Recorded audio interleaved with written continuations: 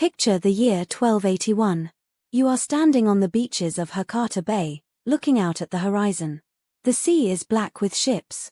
Not just a fleet, an empire on water. 140,000 soldiers.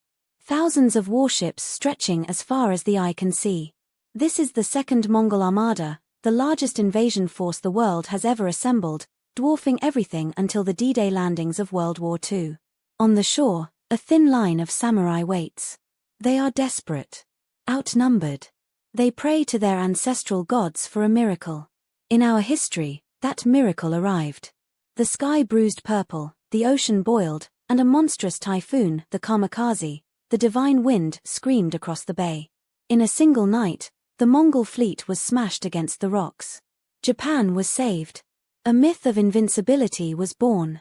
But what if the sky stayed clear? What if the winds of fate never blew? Imagine a calm, humid August morning. The water is like glass. The divine wind is a whisper. The Mongol ships drop anchor. The invasion begins. The samurai ride out, expecting what they have trained for their entire lives, honorable, face-to-face combat. A warrior steps forward, shouting his lineage, demanding a duel. But the Mongols do not play by these rules. They do not even understand them. To the Mongols, war is not an art. It is a science of absolute annihilation. Before the samurai can even draw their swords, a rain of poisoned arrows darkens the sun. Then comes the sound of thunder. Not from the sky, but from the earth. The Mongols unleash the tetsuhao, ceramic bombs packed with gunpowder, raining fire and shrapnel onto the horses and men. The horses panic. The samurai lines shatter. The invaders move in perfect, deadly unison, guided by drums and flags. They do not seek glory. They seek territory. Within weeks, the defensive walls of Hakata are breached. The samurai retreat into the rugged mountains, but there is no escape.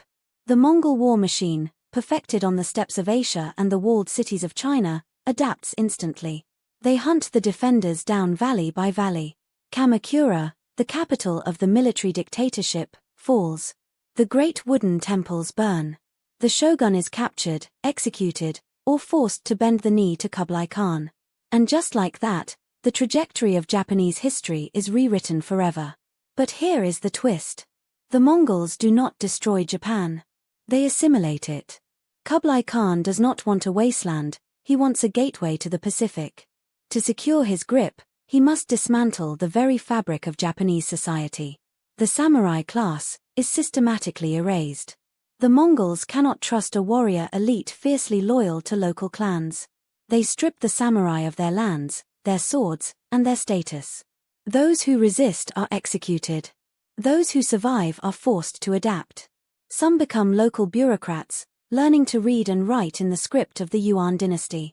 Others are drafted into the Mongol military, sent to the cold frontiers of Siberia or the steaming jungles of Vietnam to fight the Khan's endless wars. The iconic samurai culture, the Bushido code, the katana, the poetry of death never develops into the national myth we know today. It is snuffed out in its infancy. Instead, Japan is thrust violently onto the global stage. Before the invasion, Japan was an isolated island kingdom, suspicious of outsiders. Now, it becomes the easternmost terminal of the Pax Mongolica, the massive, interconnected trade network stretching from the shores of Great Britain to the beaches of Honshu. Imagine the ports of Sokai and Hakata. They are no longer quiet fishing towns. They are bustling, cosmopolitan hubs. You walk down the streets and hear a dozen languages. Persian merchants barter for Japanese pearls. Italian travelers, inspired by the stories of Marco Polo, marvel at the wooden architecture. Chinese engineers build massive shipyards, turning Japan into a naval powerhouse.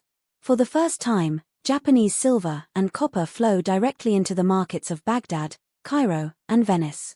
In return, Islamic astronomy, European mathematics, and Chinese medicine flood into Japanese universities. But this integration has a dark side. In the mid-14th century, a silent killer hitches a ride on the Mongol trade ships. The Black Death. In our timeline, Japan's isolation largely spared it from the plague.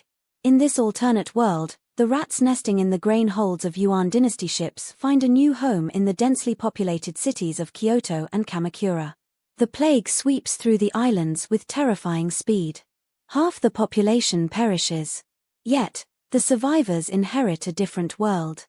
When the Mongol Empire inevitably begins to fracture and collapse, Japan does not return to its old ways. It has tasted the wealth of the global network. It has learned the art of gunpowder and continental warfare. As the Yuan dynasty falls in China, the Mongol governors in Japan find themselves cut off from Beijing. They do not flee. Instead, they merge with the local Japanese nobility. A new, hybrid ruling class emerges, part Mongol, part Japanese. This new Japan is not isolationist. It is expansionist. Equipped with massive, Chinese-style treasure fleets and armed with gunpowder, this hybrid empire looks outward. The infamous Wokou pirates of our history are not lawless bandits here. They are the official navy of the Great Island Khanate. They dominate the sea lanes of East Asia. They colonize Taiwan, establish trade monopolies in the Philippines, and perhaps push even further east across the Pacific, centuries before European sails ever touch those waters. When European explorers finally reach Asia in the 16th century, they do not find a feudal, closed-off Japan ruled by shogun and samurai. Instead, they find a highly advanced, globalized naval empire.